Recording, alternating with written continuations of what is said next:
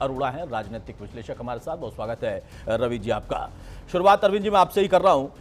भाई मुद्दों से भटककर अप्पू टप्पू पर चला गया है पूरा चुनाव और उसमें जवाब ये मिल रहा है कि आप अपमान मंत्रालय बना दें, ज्यादा बेहतर होगा। इस बिहार के महासंग्राम में मुद्दे कहां चले गए?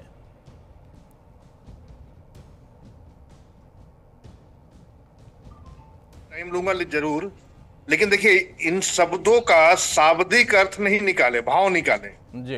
बिहार के परिप्रेक्ष्य में जो बिहार ने 20 साल तक जंस झेला है, बिहार के जो बच्चे थे आज वो 25, 30, 35 साल के हो गए हैं। उनकी जो बचपना जिस रूप में गुजरी है, उन्हीं लोगों को, उन्हीं समय को, वो जो भूतकाल जो देखा है बिहार ने, इन लोगों की संस्कृति को देखा है, उसी को माननीय प्रधानमंत्री हो या गृह मंत्री हो बयान कर रहे हैं। तो कट्टे लट्टे और सट्टे यही उनकी राजनीति है, राजनीति का वही उपज है।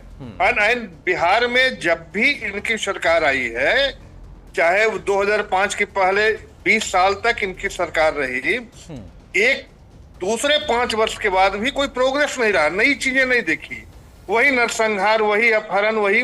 अगर बिहार जिस रूप में मैंडेट दिया था इनकी पार्टी को, अगर बिहार में काम हुआ रहता तो आज बिहार कहां से रहता? 2005 के बाद जिस रूप से बिहार सरकार की एनडीए सरकार ने एक पटरी पर बिहार को लाया है, जो बिहार हमें 2005 में मिला था, और एनडीए सरकार ने जिस रूप में आज 2005 में बिहार की पुरानी खोई हुई गरिमा को स्थापित किया है, तो निश्चित ही फिर बिहार पुनः उसी दौर में नहीं चला जाए, या वैसे अनभिज्ञ और उस तरह के लोग जिनको कोई डेवलपमेंट से मतलब नहीं है, विकास से मतलब नहीं है, क्या साइंस टेक्नोलॉजी होती है। आप समझिए कि उस समय राबड़ी देवी को मुख्यमंत्री बना दिया गया था और वो साइंस टेक्नोलॉजी भी उनके अंदर थी। तो बिहार को किस तरह सत्ता को खेला गया, यहाँ के लोगों को किस तरह खेला गया, यहाँ के विकास के साथ किस तरह खेला गया विश्व।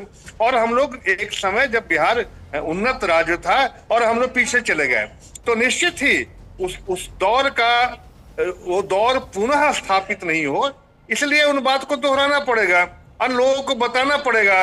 और ये कहने की जरूरत नहीं है कि आप समझ सकते हैं कि ये बिहार पहला राज्य है जो आज के समय में, जो साइंस एंड टेक्नोलॉजी का समय है, और आज के समय में उनके जो राष्ट्रीय अध्यक्ष माननीय लालू जी है, सजा याफ्ता है, उनके हाथों से सिंबल बट रहा है।